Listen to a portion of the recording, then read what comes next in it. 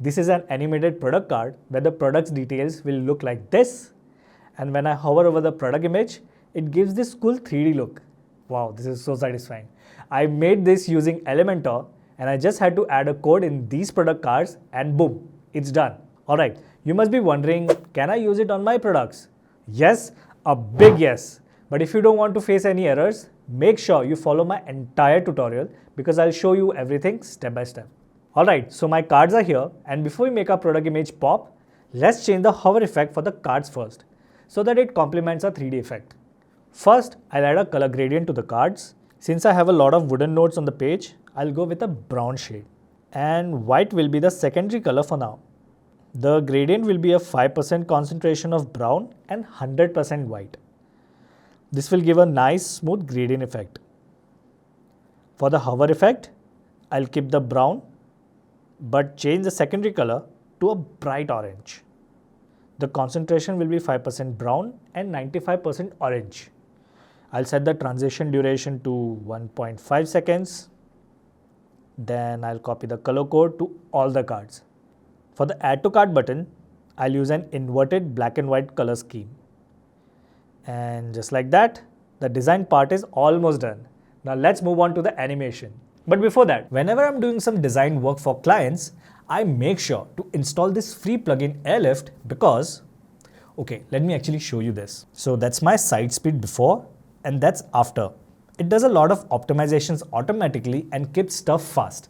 So you should definitely try this and I'll leave the link in the description below. For this section, I'll copy the CSS code from the description and paste it into the product containers. Then I'll update the page and see how it looks. Amazing. But the card size has shrunk and the image is sticking out too much. Which brings me to the customization section, which will be helpful for you because your product image size will be different than mine. But don't worry, customizing the code is super simple. Just go to the CSS code and go to this section. Remove the height settings from here.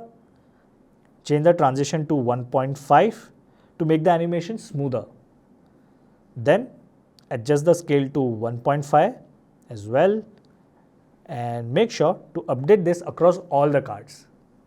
Let's review the changes again. Perfect. In the next part, I'll show you how to make our product cards responsive across tablets and mobile devices. Let's first check how our page looks on a mobile device. Okay, I think it's already looking good, but the animation feels a bit off. I'm going to add a slight tilt to the image. So let's set it to 1.1. Okay, the tilt still isn't noticeable. So I'll adjust it to 1.2. Perfect. Now it looks much better. Okay, one more thing. Looks like the title here is wrapping around the box. So let's tweak that. I'm heading to the font typography section to make a slight reduction. Okay, that should do it. Okay, now let's publish it and we are done. Comment below if you have any questions and I'll help you out. Click this video if you want to triple your site speed in just 1 minute. You're really gonna thank me for this. So click here and I'll see you there.